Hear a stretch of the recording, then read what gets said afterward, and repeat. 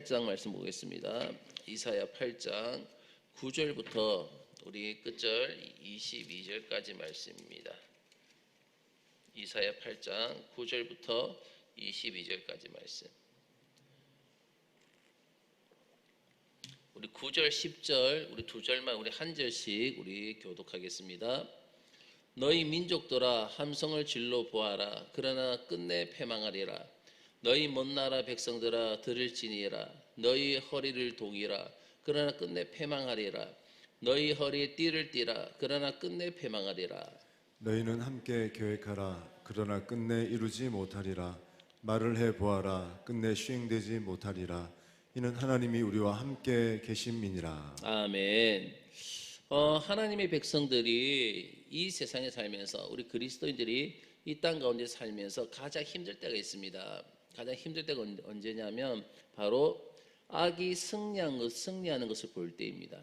악한 것들이 승리하는 것을 볼 때, 악이 승리하고 또한 오히려 선하게 살려고 하는 자들이 실패할 때에, 특히 정말 그렇게 망한 자 중에 나 자신이 포함되어 있을 때에 우리의 믿음은 큰 혼란에 빠지게 됩니다. 그것에 대하여서 이사야는 이렇게 예언을 하고 있는 거예요. 우리 9절부터 10절까지 우리 다시 한번 읽도록 하겠습니다. 시작. 너희 민족들아 함성을 질러 보아라. 그러나 끝내 패망하리라. 너희 먼 나라 백성들아 들을지니라. 너희 허리를 동이라. 그러나 끝내 패망하리라. 너희 허리에 띠를 띠라. 그러나 끝내 패망하리라. 너희는 함께 계획하라. 그러나 끝내 이루지 못하리라. 말을 해보아라. 끝내 시행되지 못하리라. 이는 하나님이 우리와 함께 계심이니라. 아멘. 여기서 이사야 선지자가 말하는 민족들이나 혹은 먼 나라들은요, 지금 예루살렘을 공격하려고 하고 있는 모든 지금 악한 세력들을 지금 말씀하고 있는 겁니다. 그 나라들에 대해서 이사야가 지금 선포하고 있어요. 어떤 걸 선포하고 있는데, 그 선포하고 있는 것이 여러분 무엇입니까? 너희들이 아무리 모략을 세우고 너희들이 아무리 군사를 일으켜서 너희들이 막 예루살렘에 지금 막 쳐들어온다고 해도 결코 너희들은 이길 수가 없다는 것입니다. 너희는 결코 이길 수가 없다. 그 이유는 뭐냐면 하나님이 함께 하시기 때문이다. 함성을 질러는요, 여기서 보면 말씀하는 함성을 질러는요, 공격할 때 내는 그런 소리가 함성을 지르는 소리입니다. 그리고 허리띠를 동아리는 것은 얼마든지 무장을 하라는 것입니다. 그리고 여기서 말씀하는 계획은요, 모략을 꾸미는 것입니다. 여기서 말을 해라는 것은요, 어떤 결론을 내리는 것입니다. 그러나 이사야는요, 그런 것은 상관하지 않는다라고 말하고 있어요. 그런 것은 상관하지 않는다. 왜냐하면 하나님께서 우리와 함께 하시기 때문이라는 것이죠. 임마누엘이신 하나님께서 우리와 함께 하시기 때문이다. 여러분, 성도들이요, 엄청난 악의 세력을 눈앞에 두고도 결코 두려워하지 않는 이유 중에 하나가 있습니다. 진짜 성도는요, 어려운 일을 앞에 앞두고도 결코 두려워하지 않아요. 그 이유가 무엇입니까? 바로 성도들의 믿음 때문이죠. 그렇다면 성도들이 믿는 것이 무엇입니까? 우선 하나님께서는 나를 무한적으로 악의 세력에 넘기시지 않는다라는 것입니다. 나를 무한적으로 악한 세력 가운데 나를 넘기시지 않는다. 우리가 그것을 제일 잘 볼 수 있는 것이 어디입니까? 욥기서잖아요. 욥기서. 욥기서에서 보는 것처럼 하나님께서는 분명한 한계를 딱 두고 계시는 거예요. 분명한 한계를 두십니다. 이번에는 재산만 가져가라. 예를 든다면 이번에는 자식만 손을 대라. 이번에는 몸에만 손을 대라. 이런 식이라는 것이죠. 하나님께서는 한편으로는 악에게, 정말 악한 것들에게 무한적으로 권력을 허용하시는 것 같아요. 무한적으로 권력을 허용하시는 것 같지만 그 권력에는 분명한 한계를 두신다는 것입니다. 그래서 감당할 수 있게 하십니다. 그뿐만 아니라 결국 악의 세력이 나를 유익하게 하는 것이죠. 어떻게 유익하게 합니까? 이 악의 세력이 어떻게 유익하게 합니까? 나를 겸손하게 하고 내 안에 있는 그 모든 죄를 다 고백하게 합니다. 하나님께서는 이 악의 세력을 통하여서 하나님의 백성들을 깨끗하게 하시는 것입니다. 그래서 어떤 환란이 왔을 때에 금방 끝나지 않은 경우가 많이 있어요. 어려움이 왔을 때에 금방 끝나지 않은 경우가 많습니다. 이 환란이 지속되는 이유는 뭐냐면 바로 우리 안에 있는 습관이나 가치관이 고쳐지지 않기 때문에, 내 안에 있는 습관, 내 안에 있는 그 가치관이 고쳐지지 않기 때문에 한 것이죠. 궁극적으로 하나님께서는 이 악의 세력을 엎어버리시고 궁극적으로 어떻게 하시냐면 그 하나님의 백성들을 영화롭게 하십니다. 하나님께서는요 정말 악을 싫어하세요. 정말 악을 싫어하십니다. 그리고 교만한 자를 절대로 그냥 두지 않습니다. 비록 그들이 하나님께서 허용한 그 범위 안에서, 하나님께서 주신 그 범위 안에서 하나님의 백성들에게 아무리 고통을 주었다 하더라도 자신들이 저지른 죄악에 대해서 심판을 받게 되는 것입니다. 자신들이 저지른 그 악에 대해서 심판을 받게 되는 것이죠. 그리고 또한 성도들은요, 그 모든 지위가 회복되고 이 세상에 어떤 악의 세력보다 하나님이 더 크신 것을 경험하게 되는 것입니다. 하나님은 이 세상과 우리가 감당할 수 없을 정도로 엄청나게 크신 분이 우리 하나님이십니다. 그 하나님께서 우리에게 경험하게 하시기를 원하시는 거예요. 자, 우리 계속해서 우리 11절부터 12절까지 말씀 볼까요? 다 같이 읽도록 하겠습니다. 시작. 여호와께서 강한 손으로 내게 알려주시며 이 백성의 길로 가지 말 것을 내게 깨우쳐 이르시되 이 백성이 반역자가 있다고 말하여도 너희는 그 모든 말을 따라 반역자가 있다고 하지 말며 그들이 두려워하는 것을 너희는 두려워하지 말며 놀라지 말고. 아멘. 여기서 중요한 것은 바로 반역이라는 말입니다. 반역이라는 말인데, 이 백성이 반역한 자가 있다, 이 말은요 지금 이스라엘 백성들은 이렇게 외치고 있는 거예요. 이 안에 지금 이 벌어지는 우리 안에 음모가 지금 있다, 음모가 있다, 이렇게 소리를 치고 있는 것입니다. 이것은 이사야의 말을 두고 지금 소리를 친다는 거예요. 이사야가 하는 말을 두고 그것에 대해서 소리를 친다. 이 예루살렘 사람들은요 지금 이사야 선지자가 어떠한 음모를 꾸미고 있다라고 생각하고 있는 것입니다. 어떤 음모를 꾸미고 있다. 지금 수리아와 이스라엘이 수년 내에 멸망한다는 말은요, 예루살렘 사람들의 전투 의지를 꺾어놓기 위해서 이사야가 지금 적과 내통하고 한 소리라라는 것이죠.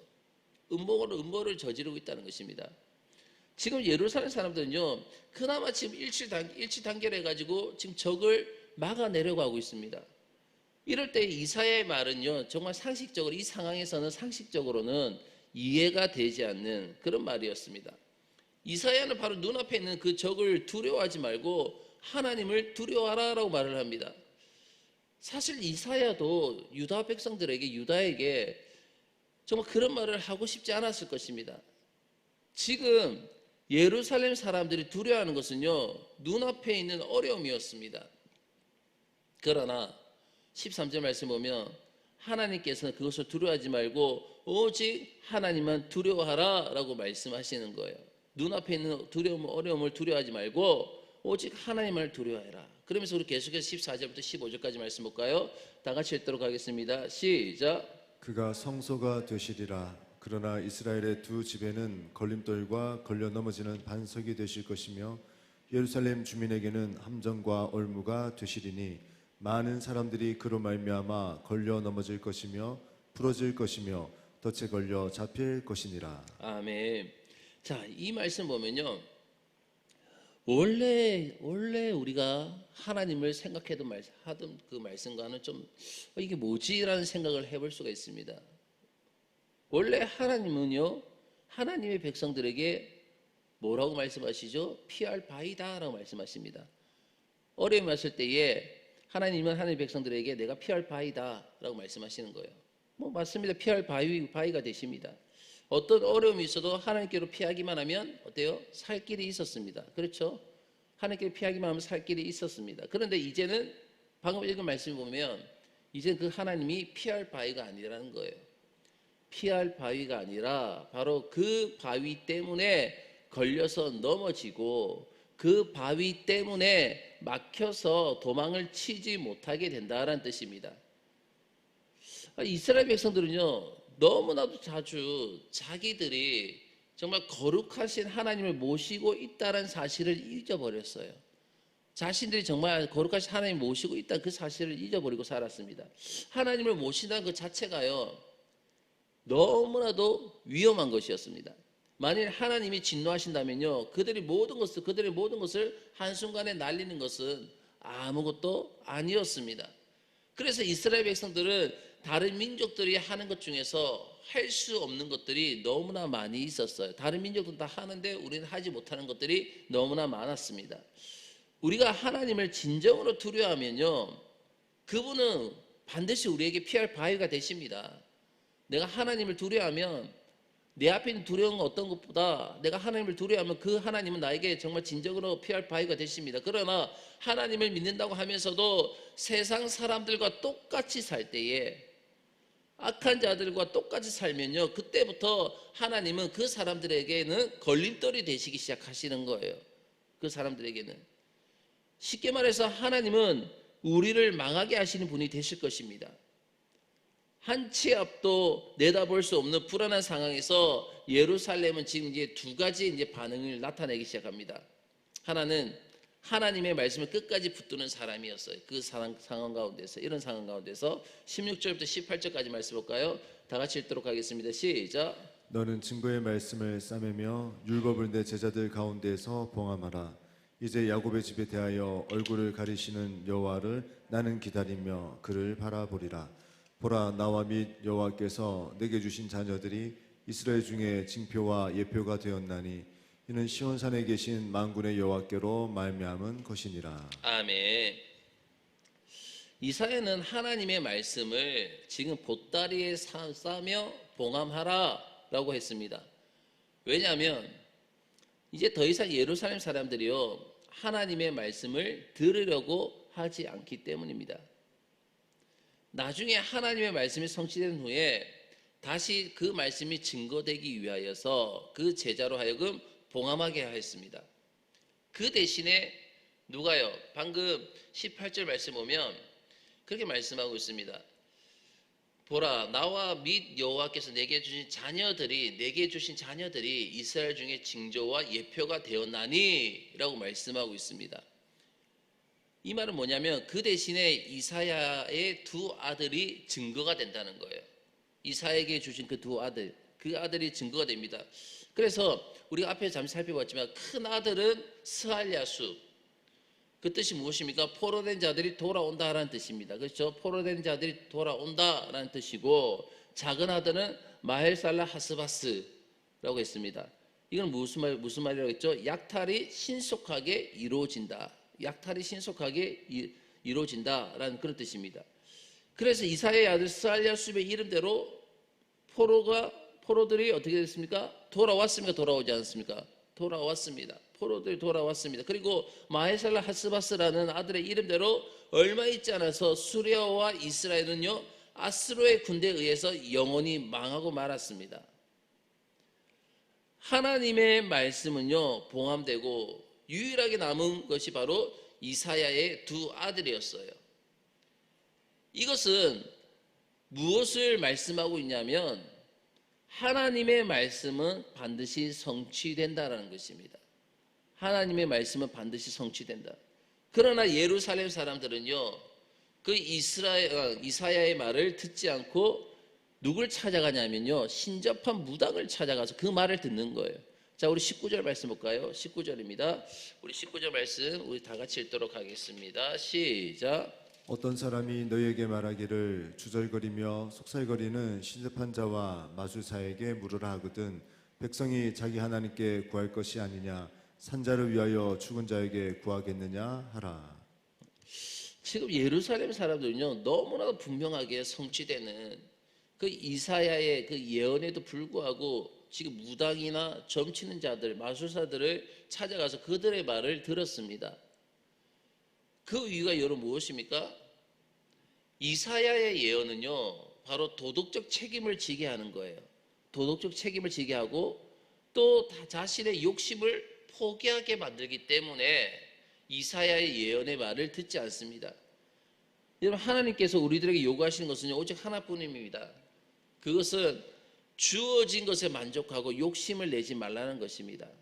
내가 나에게 주어진 것에 만족하면서 욕심을 내지 말라.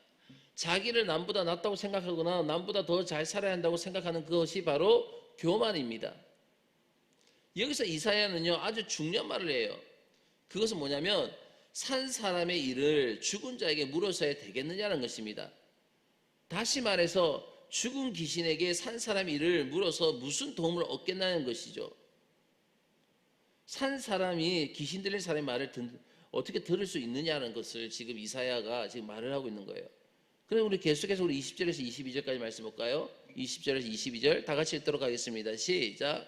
마땅히 율법과 증거의 말씀을 따를지니 그들이 말하는 바가 이 말씀에 맞지 아니하면 그들이 정녕 아침빛을 보지 못하고 이 땅으로 헤매며 곤고하며 굶주릴 것이라.